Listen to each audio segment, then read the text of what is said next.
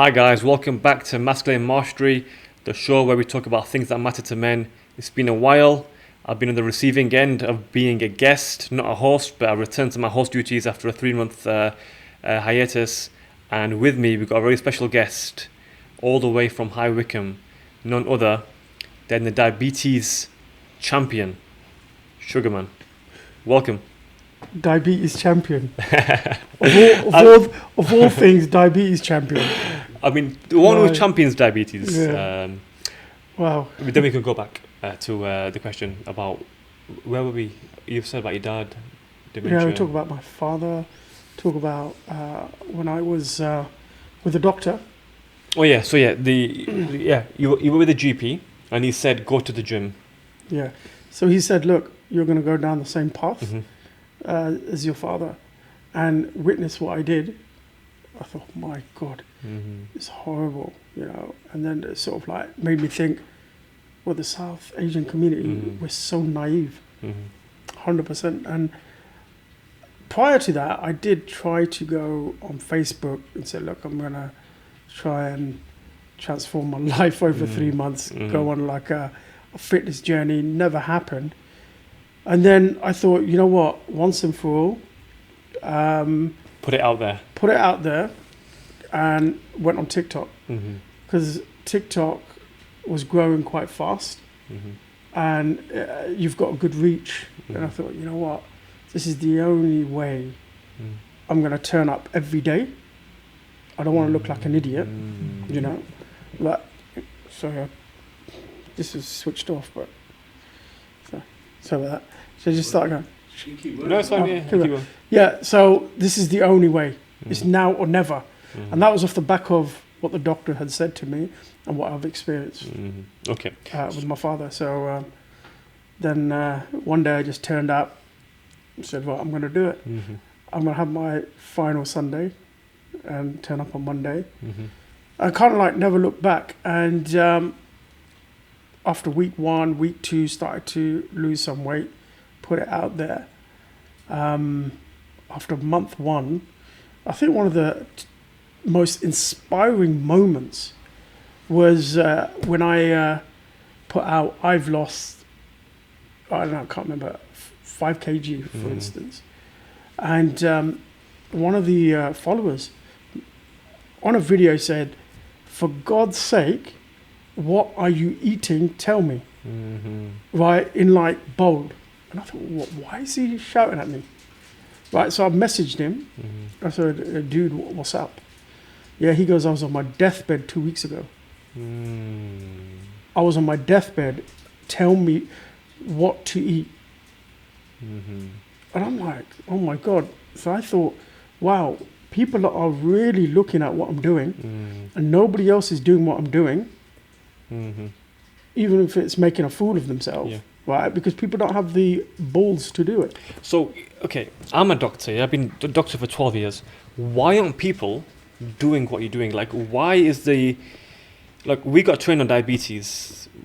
We trained to depth on diabetes. We know a lot about GLP-1 and all these random chemical reactions and, the mechanism of action of metformin and insulin receptors, etc. Pancreas, beta cells. Nobody tells you about nutrition, lifestyle, sleep, how to prevent diabetes, how to look out for the signs of it, and how to reverse diabetes with health. So why do you think doctors aren't trained or aren't educated? And why did you have to pick up the slack of doctors? Why is it that there's such a gap, or there was a gap last year, where health content was never around preventing diabetes? Because doctors don't have the experience. You could have all the knowledge in anything in life. You could have knowledge, but until you don't experience that, how are you going to resonate with people? All you're doing is saying, right, your HbA1c is X. Right, and even doctors, I've heard, I don't think doctors know as much. Because I've heard diabetic nurses come to me and say doctors get it so wrong. So the diabetic nurses within your practice, they're saying you're getting it wrong. Yeah. And then when I speak to diabetic nurses and doctors, I'm telling them you're getting it wrong because you're only going on the basis of what you know. I mean, I could get trained up as a car mechanic until I don't get my hands dirty, right? I'm not a mechanic. Yeah. And I'll give you the biggest example. There's so many people who learn how to become fitness instructors. I'm telling you now, right? They'll know it from a theoretical point of view, right? But from a practical point of view, that knowledge is quickly gone, right? So doctors have to learn about diabetes, blood pressure, cancer, Alzheimer's. There's so many things that they've got to look at, and it's not at the forefront of their mind. It's I think they're very robotic. It's like someone comes into a practice, 5 minutes, right? Okay, what are your symptoms? Yep. Even we know the symptoms that doctors know. Okay, you're getting blurry vision. Okay. Right, I'm going to prescribe. You need to go and get your blood test done. Simple. Blood test come back, HbA1c, your cholesterol is quite high. Okay, do you know what? Book yourself. I think because you're kind of like just above the borderline, I think you need to take 4 months off and reverse your lifestyle. Yeah. See how that goes. This is me now. This is, and I tell you what, I'm appalled. I'm appalled about one thing. People are naive. We are naive. We're ignorant, right? Right? In layman terms, one of the worst things that the medical doctors or the GPs, the advice that they gave me, and is very, very consistent. I'm going to bring you to a point, right? When I was a pre-diabetic, right? And I knew nothing about diabetes. Okay, I had all the symptoms. I went to the doctors one day. I said, look, I'm getting itchy. I got I just don't feel right. Yeah, what's the problem? So I go for a blood test, come back, say you're pre-diabetic. They say, if you don't sort yourself out, in 5 years, you're going to get diabetes. Me being stupid and naive, right, and addicted, thinking, I've got 5 years. I've got 5 years. But 5 months later, it tipped over and I became a diabetic. That people say, oh, leave everything to the doctors. Doctors do not know how to convey a message to a layman. So you think there's a language barrier? Of course it is, massive. People are eating what they want, and a doctor, and then over the course of my journey, I've been speaking to fellow diabetics and pre-diabetics, and the one thing they say to me, they said, dude, the doctor told me I've got 5 years. The doctor's telling me I've got 5 years if I don't sort it out. And then I thought, 6 months later, 1 year God, later. I went through this. I was told exactly the same thing, but within 5 months, right? The HbA1c range was a lot tighter, 5 years ago. Why have they changed it? Why after you're, I don't know, I think if you're 41 HbA1c, you're diabetic, right? If you're 40, you're pre-diabetic. And there was a very tight range. Okay, now after 48, you're diabetic. Why? Is it because there's too much strain on the NHS? Exactly. Right, so what they're doing, they're saying, right, we can't afford to give pills out, medication out, let them suffer. And pulling back the education side of things. Something's not quite right. And I detected that. And I think a lot of people are losing faith. You see some of the bigger influencers are becoming bigger than doctors. And doctors are now feeling shameful.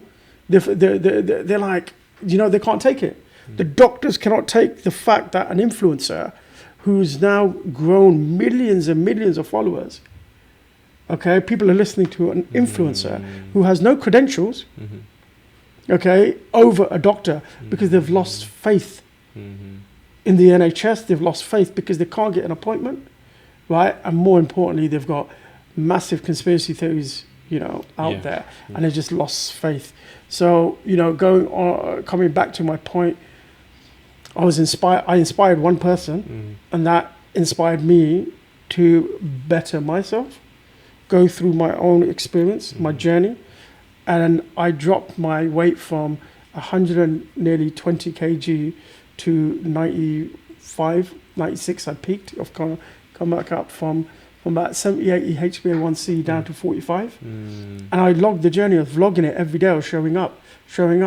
And as a result of it, people were saying, yep, I've been watching you and I've changed my life. Thank you for this. And that alone allowed me to carry on. So the point that you were making, how come some of my videos blew up? Because I felt that there was a niche here, that wasn't tapped into by anyone. The algorithm picked it up that, hang on, what happens after a diabetic? Now, this is the true thing. People can talk the talk.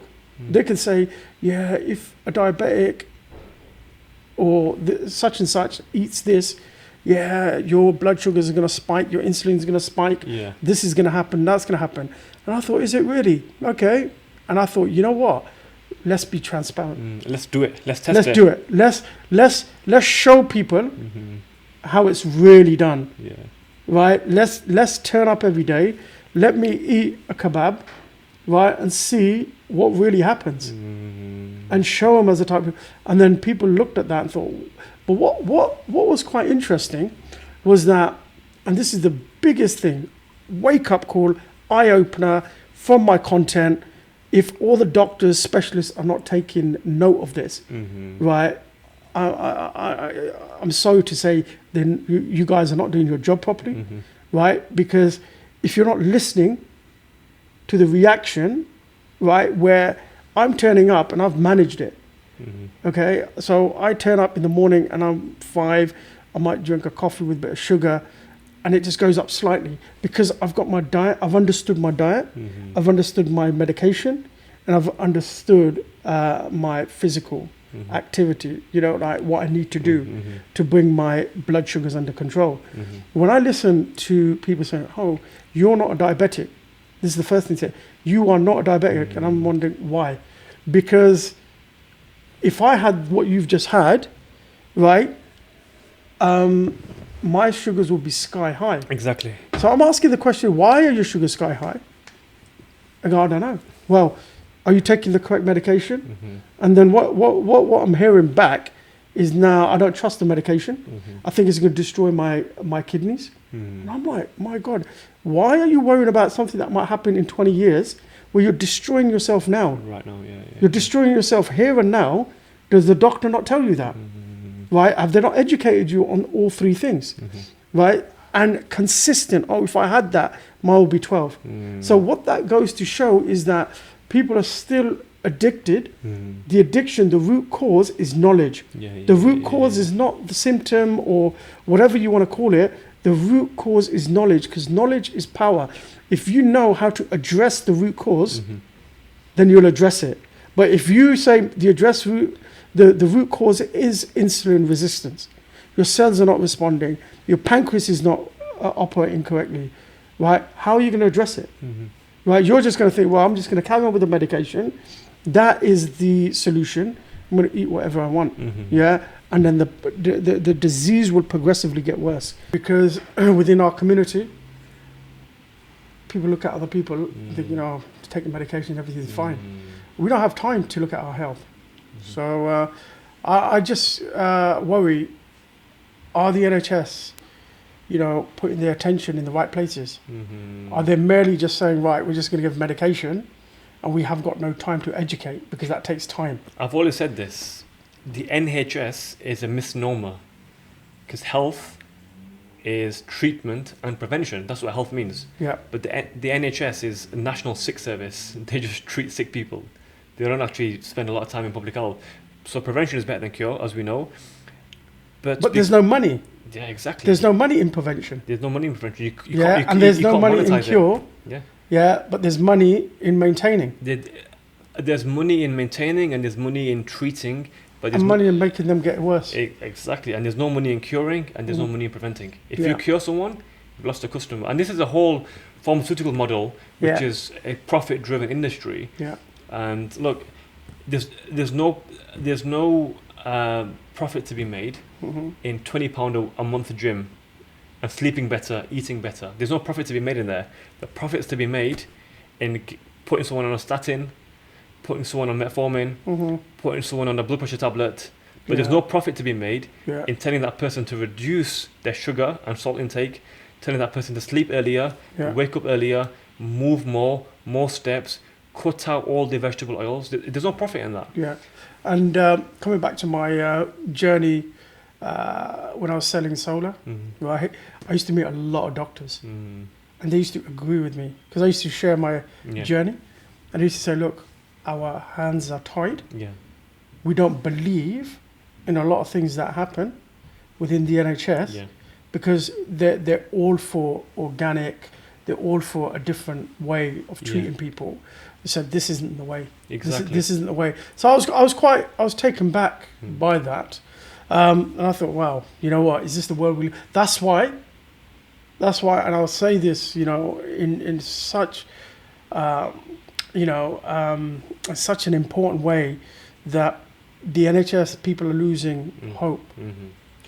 I always say the NHS is a sinking ship, okay, and it's not a matter of if, but when. When will it sink? When will it get privatized? Because this current model of care is not sustainable.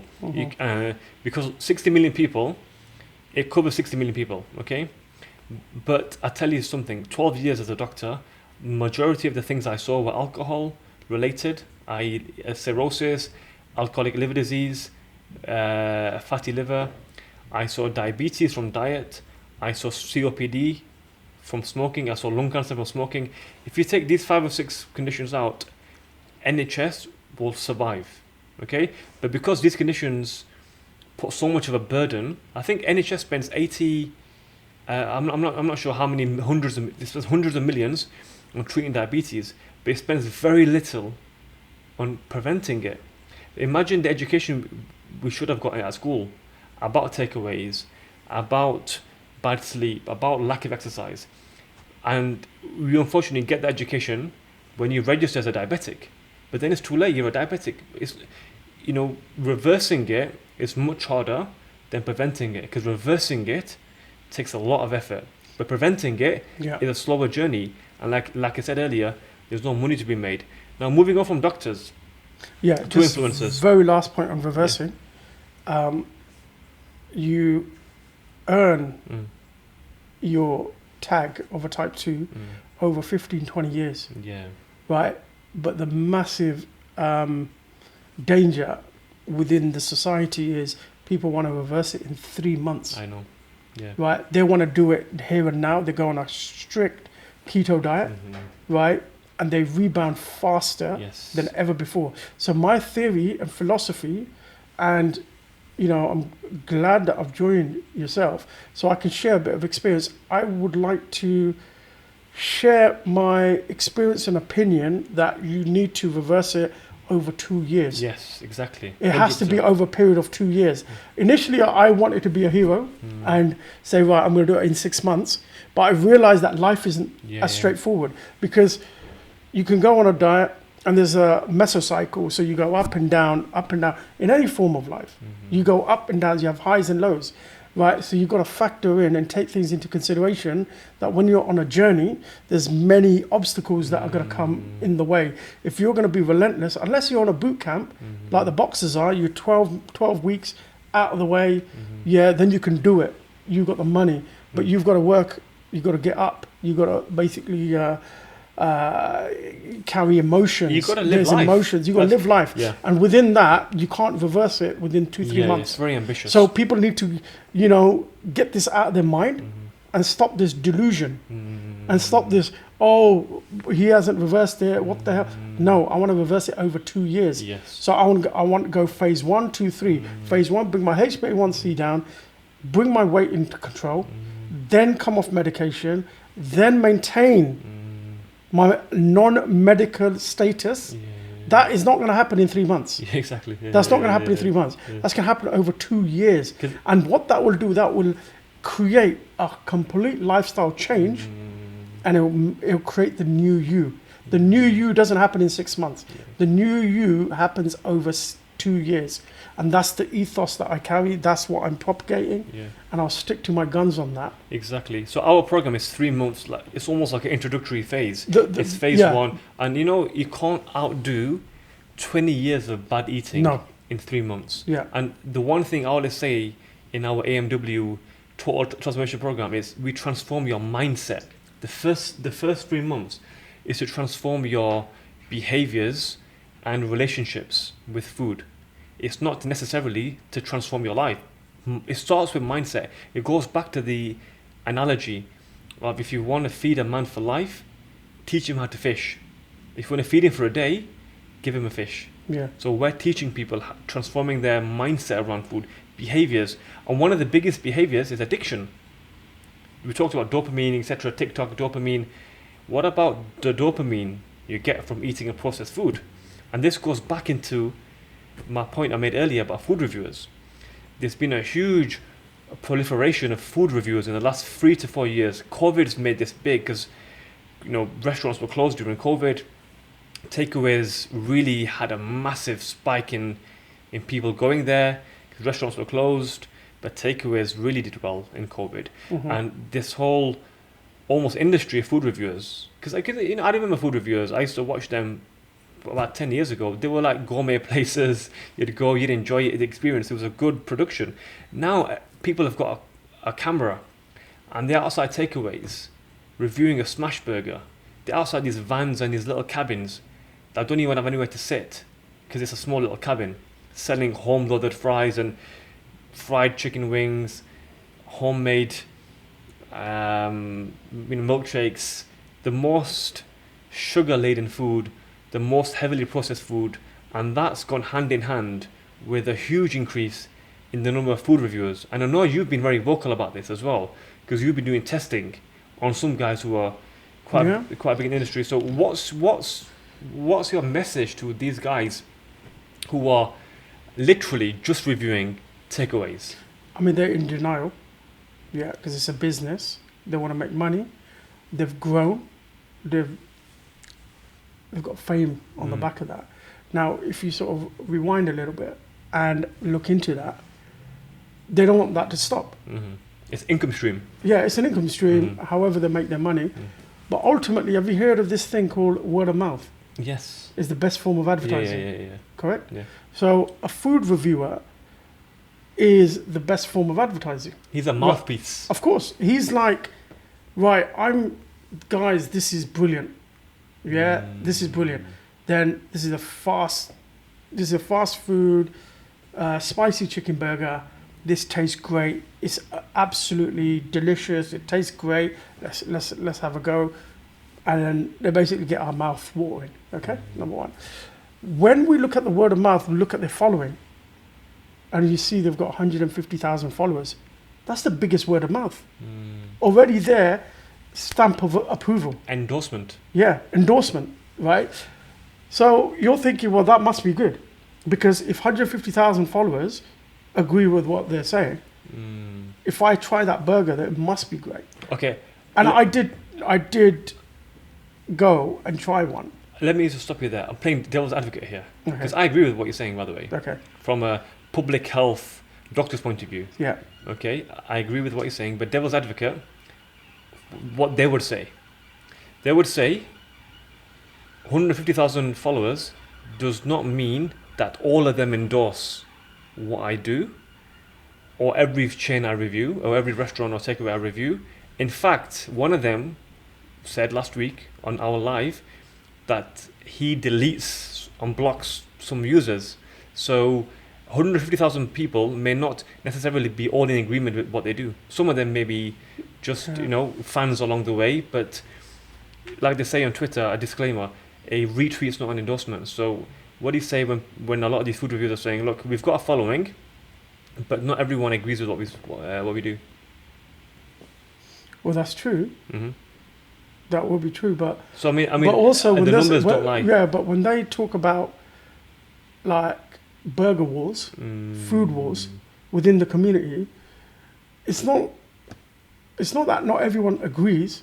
You have haters, so they're almost like they will go in to one of the competitors blow them up, right? And now the competitors are thinking, right, let's send an army, right, of hate towards them. So that comes part of the territory. Okay, so social media is a funny game. There's a lot of jealousy. There's a lot of hate. Envious. People thinking, well, why is he growing? Okay, and that was my aunt. So that was my uncle. I've got a fried chicken burger place, but he's now gone to my uncle's, and my uncle's fried chicken burger place, a few streets down, is blown up. Right, that's putting me out of business. There's another psychology behind that.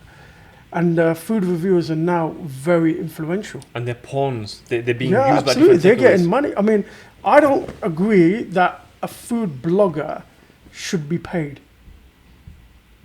Right? It defeats the object.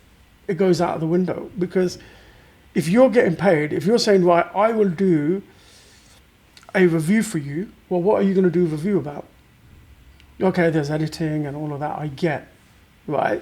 But ultimately, the first thing, if I was a food reviewer, I'd say, guys, this is a paid ad because I've tried this before. I've tried this place before, right? They've brought me back, right? So it's a paid ad. I love this place. I've come back. I love this place, and make it clear that it's commissions paid. Right. Then you'll have more respect because what you're doing, you're actually favoring that place. Yeah. Like there's a few places that I love. Okay, if I was to review it, I wouldn't review it on the basis that someone's going to pay me. I'm going to say, right, if you're going to pay me, right, to promote you an advert in form of an advert, I've already got my opinion about your food already. My opinion's already done. It's a done deal, right? But I'm going to share, and it's an ethical thing to do now. You have to say commission paid. So I've been paid for this, not because what you call it, because it's impartial or whatever. It's a food review now. I've tried this many years ago, and I have been over the last few months, and I'm going to share my experience from the past. But let me tell you something, yeah? So I've been following Danny Malin for about 3-4 years. He's a local guy from Barnsley, which isn't far from here. Does food reviews, and I love his content because he's down-to-earth Yorkshireman. I follow his story, lost his wife, etc. Got 3 kids to feed. But he puts it in there, rate my takeaway. So you know from the outset, he's rating only takeaways. Yeah. And secondly, and most importantly, he pays for the food. Literally, I see him paying £20, £30. So this was a revelation to me, and I honestly didn't know. Only found out last week through you that these food reviewers are getting paid by the takeaways. But is that true across the board? Is everyone getting paid? Because I thought they're getting their money from their Instagram, YouTube accounts ticking off. That's how they're getting paid. They're not getting paid commission. They're not getting paid sponsorships. They're not getting paid a set fee from the takeaways or restaurants. They're getting paid courtesy of views they're getting. So what's the business model? I mean, obviously they want to increase their YouTube. They want to increase their TikTok views. I mean, that's that side of it. It's a money driven. No, but are they getting paid? Are they getting paid? Flat fees from takeaways to review, like all these guys, I don't want to mention names, but they do just takeaways. So I don't think some of these takeaways are paying them. They're just random takeaways on the street. Do you think they'll be paying these guys money to review? I think there will be a few, yeah. Okay. I mean, they're not going to turn up and just have a meal and say, yeah, we're just going to review this. Yeah, I think in the early days they did, just to get their folling up. Yeah. But it comes to a point. But now because it comes to a point where if you've grown, of course, to a certain point, if someone calls you, and says we'll give you 500, 200, 300, whatever, it has to be the worthwhile. And also, just like all of us, we get views from our platforms. Okay. It is a business. Yeah, of course. It is a business, but then a pub is a business, an off license is a business that sells alcohol, which is an addiction, right? And it sells cigarettes, which is an addiction. Okay, so do we categorize fast food? I'm not talking about the healthy outlets. I'm talking about the fast food outlets that are damaging health. When you put cocaine and sugar in the same bracket of addiction, right? In studies in rats, where cocaine has been as addictive Yes, sugar. as sugar, Yeah. right? Do we now say, right, because of the emergence of fast food and the tidal wave of bad health that is just spiraling out of control, right? And the addiction, Yeah. okay, what do we do? Do we sit back and say, well, no? I get that. So, I agree with you. There's a lot of glorifying of bad behaviors, Yeah. and eating takeaways daily and reviewing them is essentially you're glorifying a bad behavior because it is addictive. There's no doubt about it. It lights up your brain centers, which are to do with pleasure, dopamine and serotonin. Makes you happy, gives you pleasure, etc. But what's good for us now, as in pleasure-wise, is not always good for us in the long term. The second thing I wanted to say is you're right. As these guys, they probably didn't pay or get paid when they did the first takeaway reviews. They just did it to build their own following. But now they've got 3, 4, 5 million likes on TikTok or followers on YouTube or Instagram. They're now at a position of leverage. So they can go to these takeaways, ring them, saying we're coming with our full crew. We will do your review and we will bring you up. But because now we're in a position of leverage, we've got the we've got the following, we've got the viewership. You need to remunerate us now with money, because we're essentially like an advertising agency now. We're a marketing agency, the food reviewer and his or her team, 3 or 4 people, camera, audio, etc. But with greater power and greater influence and greater power comes greater responsibility. So these guys, because they've grown massively, over 100,000 followers on TikTok, do they now have more of a responsibility to not only be open about their financial endorsements, but also about the addictive behaviors in the food? You know, just a thought came to my head. If you were owner of a restaurant and an influential food reviewer came, bought your food, you know who he was, he's got a camera crew outside, right, literally outside the door, would you feel nervous? I would feel very nervous. Right, but if they haven't come out and said, nah, get rid of you, go. Yeah, it's Right. like Ofsted, isn't it? Yeah, Ofsted. no, because that's a major point. Yeah. The point here is, I don't know what they're going to say. You've got camera crew outside, right? All of a sudden, right? If they haven't come out and said, excuse me, you can't do it out here. Or you're saying that they will welcome the food reviewer? Of course they have. They want their premises to be shown. They know what they're going to... advertising. They literally know what they're going to say Yeah. because they've paid them. Because I would feel very uncomfortable if I had a fast food outlet and I saw a food reviewer with his camera crew outside, right, almost about to slag my business off, potentially. It could go one or two ways. Yeah, exactly. You've got 150,000 followers, you've got millions of views, right, and that fish and chips or that burger that I've just given you could get slammed and could destroy. I would not entertain it unless I knew that he's doing a promotion for me. End of. Nobody does it. Nobody is that stupid to allow a food reviewer to come on their premises, knowing very well it could destroy their business. So, I agree, because a lot of businesses can get destroyed. Word of mouth. Word of mouth spreads like wildfire. So you're saying all these food reviews are fixed? Well, and the ones that... No, is that what you're saying? Some of them, so it's got, the culture's become, some who have given an honest review, right, they've been slammed and threatened. By the establishment? By the establishment, by the establishment's relatives and friends and family. I've seen it.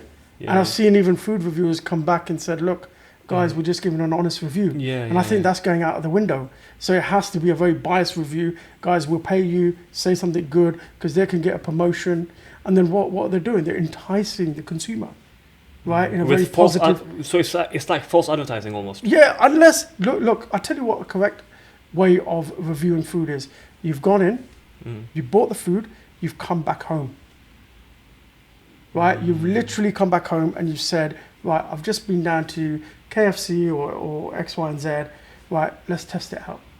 Because there was a food reviewer in my town who used to do that. He never stood outside. He used to buy the food, come back, and not get paid. There was one, honest.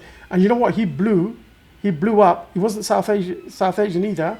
He blew up tenfolds because he was It's given. honest, and you he's appreciate honest. honesty. Yeah. He's honest. Yeah. And you know now, if everything's an 8 or 9 out of 10, nothing is an 8 or 9 out of 10. Because you know, abundance decreases value. Yeah. If something is genuinely 8 or 9 out of 10, a 10 out of 10 food, it should be rare. But all I'm seeing is these guys saying, this is great, get yourself down here, 8, 9 out of 10, 5 stars. Almost 99% of reviews are like that. I've never seen an even average review. Mm-hmm. They're either great or exceptional. Yeah. I've been outside restaurants trying to do a bit of content. And this is non-food related content, right? The owners never have it. They want to, if they don't know you, off my premises. I don't know what you're doing. I don't know what you're reporting. I don't know what you're going to say. You're going to destroy my business. See you later, mate. Right? So that is the biggest message. If they're standing outside reviewing food, it's paid for. Okay, so that's food reviewers. What about people who aren't food reviewers, who are food critics like Eddie Abu, supermarket critics? What do you think of people like that now? Who, Eddie Abu? He's very unrealistic. He's got a good... I have met him. I don't want to say too much. But I think I wouldn't trust someone who's abusive to other people. Yes, okay. You mean in terms of language? Yeah, his language is vile. He will literally say it as it is. Okay, but he makes a point, well, if you don't like my language, don't come to my page. But that's not the point. The point here is you're actually trying to make a change in society, for the good, but you're doing bad because the language that he possesses or he promotes, the youth look up to him. And I fear that the youth will adopt that language because they feel that a massive influencer is using that sort of language and everyone's saying, yeah, this guy's great, he's doing so much. And then when it comes to that youngster growing up, 15, 16-year-old, right, and his mum says, don't do X, Y, and Z. And then he goes, oh, because Eddie Abu uses that language, I'm going to tell my mum to shut that F up, right? Because social media can dictate and it can influence you. Yeah. Remember, these guys are influencers. They have a responsibility, right, that goes far and beyond, just becoming a food critic or an influencer. Yeah, they have to really understand what they're promoting here. Okay, and it is an extreme diet, and I think that sort of diet works when you are on a medical level. Okay, but when it comes to I just feel it's unrealistic. It's a keto diet. So Eddie Abu's diet is a keto diet. I always believe in non-extreme diets. So keto, vegan, carnivore, they're extreme diets because they're exclusionary diets. Okay, I believe in balance. So what I promote with my clients for sustained weight loss is not a low carb diet, not a zero carb diet, a predominantly low carb diet, not a ketogenic diet because you won't be in ketosis with low carbs. You'll only be in ketosis with zero carbs. Okay, ketosis is when your body goes to ketones for fuel because the glycogens deplete. There's no glucose, so you go to gluconeogenesis to create from fatty acids, from the fat, you create, the ketone bodies essentially fuel. They become the new glucose, hence the name gluconeogenesis. But with the diet I promote and in our academy, it's a slow carb diet. Yeah, it's what Tim Ferriss promotes as well. So you have the lentils, you have the beans, the legumes, the sweet potatoes. You have essentially tubers, squash, things which are away from the beige and white foods, the pasta, the rice, the potatoes, especially the naan breads, the white stuff, the beige and white. You want to go away from the beige and white, more towards the quinoa, the brown stuff, the lentils, the kidney beans, the pulses. You want to go away from the very white beige into more of the orange, brown kind of in a yellow category, and that's called a slow carb diet, and that's been shown to really not only make you lose weight but maintain a good body composition. That's the main thing. That's one of the things in the program, which is not just to lose weight. You don't want to be skinny fat. You have to have some muscle. Yeah. Maybe you can answer this question. A keto diet or Eddie Abu's diet will prevent you from shitting. Honestly. Mm. Well, because no fiber. There's no fiber. I know, lack of fiber. Yeah, there's no fiber in the diet, right? And I've grown up with this diet like 20 years ago. Yeah. So this is nothing new, right? And there's two things that are going to happen. One is you're going to have insomnia. Yeah. You won't be able to sleep. Okay. And number two, because remember, when your blood sugars rise, it makes you fall asleep. Yes.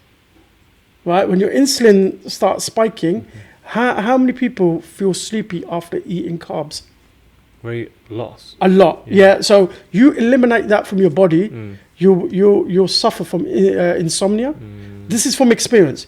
I'm not a medical doctor. I'm not giving a verdict here, right? But I've experienced this, and friends around me, when we did this 20 years ago, days would go by. Days would go by. We wouldn't see the toilet. Yeah, constipation is a big issue. Yeah, constipation, and it was horrible. Yeah. So then, because there's no fiber in the diet, and number two, you can't sleep, and it was horrible. You couldn't sleep. So explain, whatever I've said there, does that make sense or not? It does. I think if you are going to be on a keto diet, then taking stuff like psyllium, husk, etc., fiber is very important. But also, Eddie Abu doesn't promote hydration. He just says you don't need to drink 2-3 liters a day. I think if you are on a keto diet, you need to drink a lot more because of the lack of fiber. And we know hydration is almost like a laxative. The more water you drink, the more you go to the toilet, both for urination and for stools as well, because water is a stool softener. Okay, so if you are going to be on that extreme diet, then you need to drink a lot more. And I think he misses a trick there.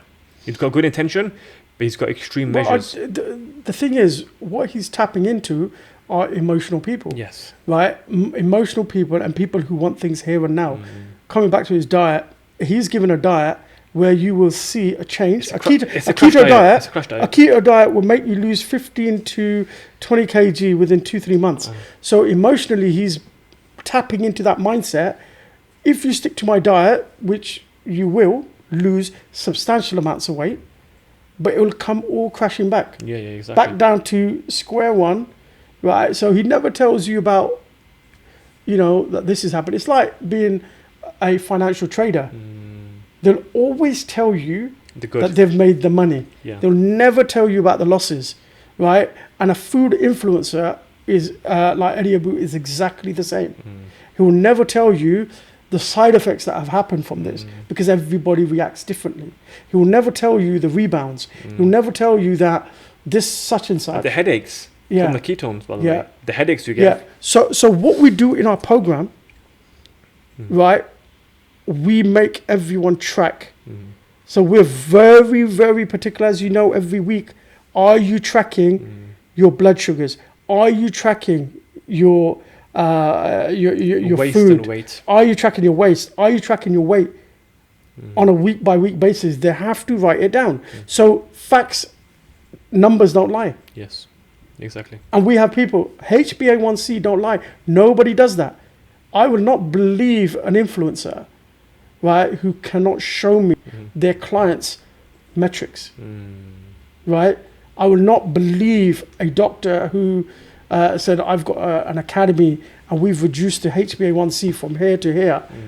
I've made a point of that. My blueprint was right from day one. I'm showing and being very transparent. My clients, before I met you, they reversed their diabetes by having a medical exemption. And they had a letter that this such and such has reversed his diabetes. What is your HbA1c? Is here. All right, after 3 months, it's here now. Yes, come down. Fantastic. We've done what we're saying.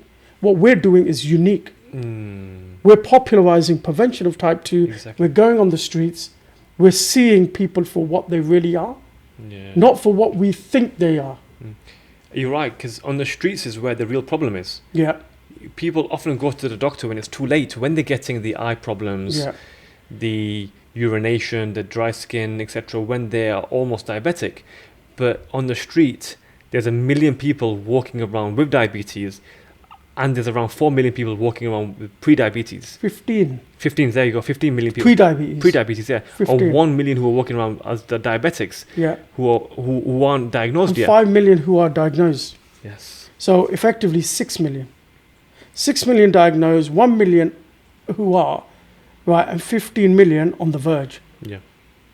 Right, and if that 15 million, if they don't know what they're doing, right, that number's going to creep up by 6 million every year, Yeah. 7 million, and it's going to go up over the next decade Mm-hmm. by at least 200%. So we're looking at from 5 million to 15 million Yeah. over the next decade. They're the stats. You know, this leads me on to the second part, which is the highest propensity for diabetes is in South Asians, okay?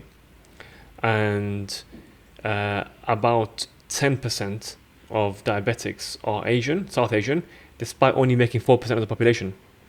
And huge increased risk. There's a 6-fold increased risk of being a type 2 diabetic if you're South Asian.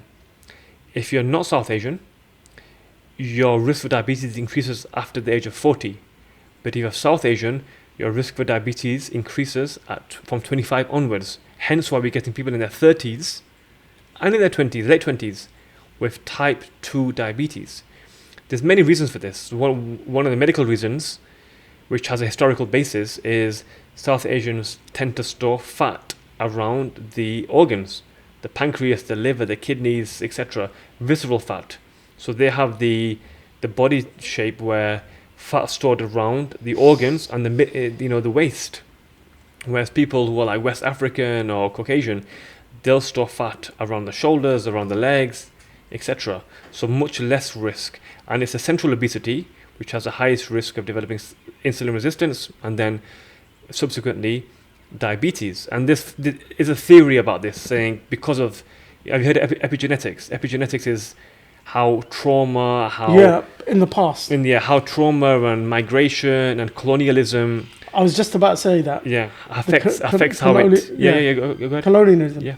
I was absolutely about to say that. Yeah. That whatever's happened in the past, Yeah, all the trauma, right? Poverty. yeah, poverty, exactly. Poverty. So you store fat. Yeah, Yeah. that's allowed. This is what this now has carried on. Yeah, because 89 years British rules India under Yeah. the British Raj, Yeah. and in that time there was 25 famines with 60 million people being killed. Prior to the British Raj, there was 2,000 years of recorded history since Jesus, 2,000 years, and there was only around 17 or 13 famines. We had the plague, etc. Yeah. So there was only like less than 20 famines. But during the 89 years of Britain, the British Empire, in India, there was 25 famines, 60 million people dead.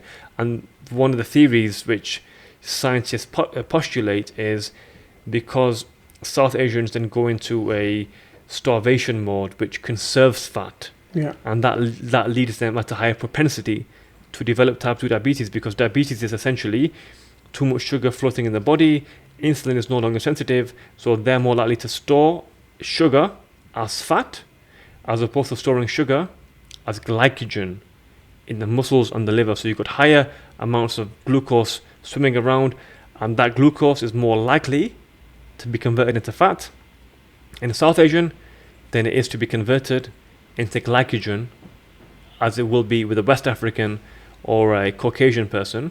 That's one thing. And so the second thing then is South Asians are much more likely to be have the negative effects of desserts, sugary foods, because they have less efficient storage. So if they have the desserts, they have the processed foods, they're more likely to convert that food through poorer utilization and less efficient glucose uptake. They're more likely to convert that sugar that they've just had into fat than someone who's Caucasian. And that's why the onus is on a lot of the food reviewers to understand, look, these guys are already predisposed to diabetes because of epigenetics. Yes, the genetics is a trigger, but you're pulling the trigger by telling these people to eat desserts and ice creams and all these sundaes and burgers, etc., you're preaching to the worst population in terms of diabetes risk. So the onus is on you, the responsibility is on you to be even more clean about your diet. Yeah, at least be balanced. At least look exactly. good. At least look good. Be balanced. Show that behind the scenes. You're working out. You're working out. You're slim. You look good. And do some healthy. Mix it in. And once you've done a fast food burger, 2 or 3, that's it. You're done. You moved on. It's all the same. Yeah. I've had a few burgers and they all taste the same. They're all the same. Coming back to the point, I think now in South Asia, Pakistan, India, they've now adopted this lifestyle, and it's from us. The diet that we brought over doesn't work, right? Because back in the days, they used to go out, farmers work hard, right? And the carbohydrates used to be consumed correctly, and it was all organic. But what's happened since the migration, right? We've made money, and the lifestyle that we live here, we built houses back there and plazas and etc. So the lifestyle that we live here, which is not conducive to the way people live back there, back home now, they've now created that environment there. Yeah. Right. So obesity in Pakistan and Middle East as well. Yeah, is now sky high. Yeah. So what we need to understand is the diet here does not work. Yeah. We're not laborious. Yeah. You can't have that amount of carbohydrates here. Yeah. So you're talking about the non-Asians, South Asians. I see there's a lot more builders and plumbers and carpenters. Not in our in our community is very. In our community is very. A taxi driver. Or someone who works in a takeaway restaurant. A meat shop owner, fast food owner. And again, it's a big issue. There's no foresight. So you bring in that diet, but you've not adopted that lifestyle. So yes, you bring in culture, you're preserving culture, but you're not adopting, because the UK is a colder country. You're going to be out less. You're going to be losing less weight from the heat, because we know heat makes you lose weight. Cold makes you conserve fat. We know that. So absolutely, I want to make another observation about Eddie Abu's diet,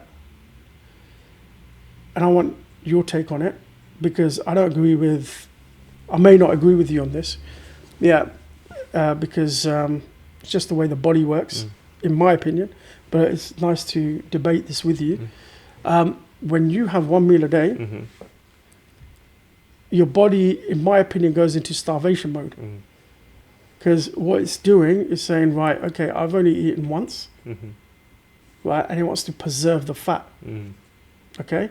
Because it wants to protect the organs, right? And if you're not giving it enough, I call it a starvation mode, where you would lose muscle. Because it's so stubborn. I've never known a single person who's lost fat and not muscle when they've just eaten once. It's impossible, in my opinion, maybe improbable, right, to gain muscle, right, because your metabolism slows down. And the biggest example of that is when we fast. In the month of Ramadan, I've never known anyone who's put on lean muscle, right, who's just eaten once, right? So that diet, I'm in two minds. Okay, good question. And we have to remember Eddie Abu was a bodybuilder. Okay, so he already had a lot of muscle to begin with. His aim is not to build muscle. His aim is to maintain it. Okay. So after an initial bulking period, 1 meal a day is the best way to maintain muscle. Yes, I wouldn't say it's impossible, probably improbable to put on muscle with 1 meal a day. It's harder. He's 110 kg. Yeah, so he's big. It's big. He's huge. How's his calorie maintenance? You can get that, because don't forget, when you fasted, you have a release of growth hormone when you're fasting. So I don't agree with because there's a difference between fasting and starving. Starvation is fat storage. I agree. Starvation. Yeah, but he starves. He says, "This is my first meal." No, but it's not in 48 hours. He's come on record. Yeah. And said, "This is my first meal in 48 hours. I've got 12 eggs here, bit of liver, bit of this, bit of that. How can you survive off that and maintain that? You can survive for 30 days, 40 days without food. I think we Yeah, got... you can survive, Yeah. but can you maintain? You can do. So you won't... If you go 30 days without food, and you've got a lot of weight, your body will go to fat first. It'll go to glycogen. Firstly glucose.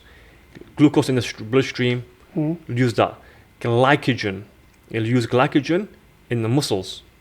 It won't use muscle tissue. It'll use the glycogen. So yeah, your muscles will look smaller, but trust me, you've not lost any lean tissue mass. Trust me. Then it'll go to glycogen in the liver. Then it'll go to the fat. So yes, your muscles might look smaller, but you've not lost any lean tissue. You'll recover the muscle size after one carby meal. So you actually won't lose muscle tissue. The myofibrils, they're called myofibrils. You won't lose any of them. You'll lose the glycogen, of course. So starving and fasting are two different things. I've done days for 3 days and I've not felt hungry. Only thing I feel after 3 days of not eating is a horrible headache from the ketones. So yeah, eating once every 2 days is perfectly fine. Once a day is perfectly fine. Can you build muscle on that? I would say it's hard, not impossible. It is hard, but I definitely do agree with shortening your eating window. In fact, that was the norm for many, many centuries. It's called a warrior diet, where you eat 4 meals, 4-hour eating window. In the West, you give a man comfort and 3 meals a day, he loses all drive. His sex drive, his drive for life, he becomes complacent, and then he's very easy to program. He's very easy to become a compliant worker in the capitalist economy. Men lose their drive. They say a hungry lion hunts best. Keep a man hungry, not starving, but hungry. Fasting is a great way. Like, I'm hungry now, I've not eaten since, 22 hours, but I'm not starving. Starving is when you start losing muscle, I agree. I think fasting is one of the great ways to improve focus. But a lot of people fast and they don't drink water. That's why they're hungry. But why should you do it every day? Every day, because, fasting is one of the best ways to suppress insulin. We have too many insulin spikes in our day. Too many insulin spikes. So fasting daily preserves skin integrity, improves bone health, reduces insulin spikes. Insulin is what? It's a fat storage hormone. Can I share something with you? Yeah. So, as you know, I wear the CGM, and one day I fast, one day I don't. Fasting goes up. No, the fasting that you do on that one day controls your levels on the following day, even though you have not fasted. Exactly. Yeah, fasting. So, it casted my, mind towards what the Prophet ﷺ said, or what he did, fasting on Monday and Thursday, right? And I saw the benefits of that. I saw that, if you fast one day, and the following day you're a little, sorry, if you fast one day and then the following day you're a little bit relaxed, there's not much of an insulin spike. But if you're everyday relentless, eating whatever you are, exactly. If you're eating whatever you want, you're seeing huge spikes. Exactly. Yeah. So that was something that I learned through real time. Real time. It's the 5-2 diet. The 5-2 diet is 2 days of fasting, 5 days of normal eating. Yeah. So I think that's gaining more popularity and credibility. Sugarman, it's been a pleasure having you on. Yeah, just one last point. Yeah. I got to touch on the future generation. Yeah. 2 key points. I think one of the biggest factors of marriage breakdown, right, is going to be erectile dysfunction. Yes. Okay? Erectile dysfunction in the sense that the youngsters now, the youth of today, insulin resistance is going to cause massive issues. So there's going to be 2 points here. Number one, when they get married, they're going to lose their way. Right? They're overweight. Even the men and women they're not looking great. Right? So they'll lose that attraction towards each other.